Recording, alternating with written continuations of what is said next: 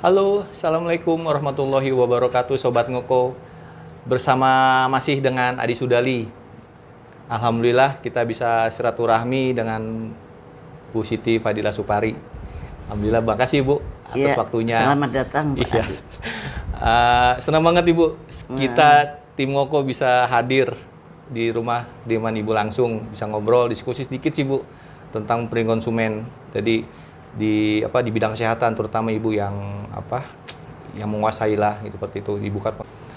Yang kita mau diskusikan soal ini nih Bu, soal ginjal anak nih Bu, yang sekarang nih lagi pusing saya gitu seterangnya Bu. Perlindungan konsumen di Perlindungan bidang kesehatan. Ya. Nah, Itu paling minim gitu ya. iya makanya itu Bu. Paling kurang, Iya makanya itu. padahal akibatnya nyawa. Akibatnya nyawa. Makanya itu orang tua ingin menyembuhkan anak, tapi perlindungannya itu nggak ada di situ Bu. Dan kayaknya Yayasan Lembaga Konsumen itu tidak pernah attach dengan Departemen iya. Kesehatan, lucunya. Iya, nah. Ya, Meskipun dulu waktu saya jadi Menteri Kesehatan. Oke, ya kita mulai aja Bu ya. Jadi silakan Ibu, mungkin Ibu punya pemaparan sedikit lah tentang bidang kesehatan di perlindungan konsumen selama Ibu menjabat dulu sebagai Menteri. Nanti kita yang jelas kita lihat akhir-akhir ini adalah kasus gagal ginjal akut. Iya. Oleh karena suatu paparan zat kimia dalam satu obat yang diminum oleh pasien. Katanya karena itu. Tapi apakah betul karena itu? Saya kok belum lihat buktinya. Oke deh, kita anggap itu benar karena itu statement dari para ahli dan dari pemerintah. Nah, itu sekarang yang paling menonjol itu. Tapi sebetulnya banyak sekali. Misalkan hak-hak konsumen. Nah, iya. Di dalam vaksinasi sama sekali YLK juga tidak bersuara. Padahal untuk divaksin itu mestinya yang akan divaksin mempunyai hak untuk iya atau tidak. Undang-undang diatur Ibu. Tetapi di Amerika pun nggak bisa loh. Jadi memang semuanya itu ya segala aturan itu tergantung dari politik yang ada pada sekarang. waktu itu.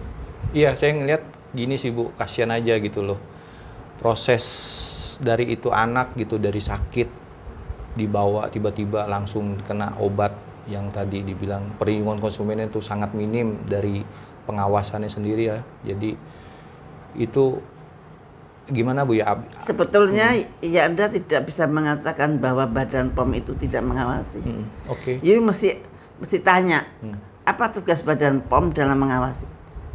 1, 2, 3, 4 itu. Apakah itu sudah dikerjakan? Sudah. Saya kira sudah, dan saya tahu persis waktu itu saya juga diwawancara di TV dan Badan POM itu memang sudah mengerjakan misalkan survei tempat, kemudian sidak, tapi cuma random. Oke. Nah, cara-cara itu ternyata tidak bisa menjawab apa penyebabnya terjadi terpaparnya obat penurun panas sehingga menyebabkan gagal ginjal. Nah itu sebetulnya kalau disalahkan bahwa Badan POM tidak mengawasi, saya mengawasi. Mengawasinya begini cara saya. Lah, pengawasannya itu yang menurut saya, menurut masyarakat kurang cukup. Nyatanya masih banyak korban. Nah, gitu. Jadi harus dirubah gitu. Jadi selama ini yang saya pengen tahu sih Bu, saya kan sebagai masyarakat awam ya gitu.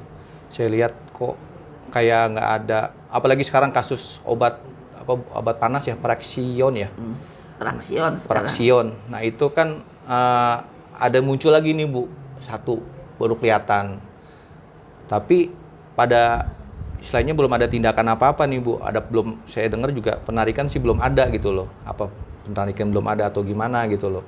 Nah seharusnya kan dari sebagai tanggung jawab itu kan dari kita dulu nih Bu, harusnya Bu. Nah, jadi kalau dari kebijakannya satu gimana itu Bu? Kalau yang Praxion saya belum tahu, tapi yang dulu yang obat penurun panas yang kasus-kasus pertama itu. Nah, itu kan sudah diketahui. ternyata bahan obatnya itu tidak berasal dari vendor yang sama. Izinnya di Badan POM dulu vendornya A gitu. Tiba-tiba mereka berubah ke vendor B. Entah mungkin karena itu lebih murah atau lebih apa, dan ternyata barang yang dari vendor yang berbeda ini mempunyai efek yang berbeda. Nah di sini vendor harusnya PT itu atau pabrik obat itu lapor ke Badan POM, tapi kan tidak lapor sehingga Badan POM tidak tahu. Lah terus pasti pertanyaan kita ya sebagai rakyat ya. Lah kalau kayak gitu kenapa Badan POM nggak tahu? Kenapa Badan POM nggak ngawasin gitu kan? Itu pertanyaan yang logis awam, gitu. logis. Terus ya karena pengawasannya Badan POM tidak termasuk pabrik itu gitu. Berarti itu dia milih random pabrik yang kebetulan membuat pakai vendor baru itu ternyata tidak termasuk yang diteliti, tidak termasuk yang diawasi. Gitu. Berarti harus ada ini dong Bu, sinkronisasi antar institusi pemerintah, kayak kesehatan juga harus ada sangkut pautnya. Ya menurut saya, kenapa pemerintah membebaskan itu obat itu masuk tidak melalui Badan POM. Bahan obat seharusnya melalui izin Badan POM. Nah, dia beli ke vendor yang tidak pakai izin Badan POM, mungkin lebih murah, tapi ternyata tidak aman. Nah, itu kalau lewat Badan POM insya Allah aman. Nah, siapa yang membebaskan itu? Pasar bebas.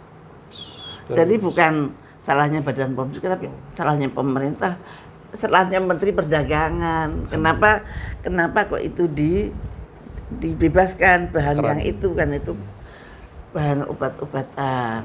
Oke. Waduh, menarik banget nih.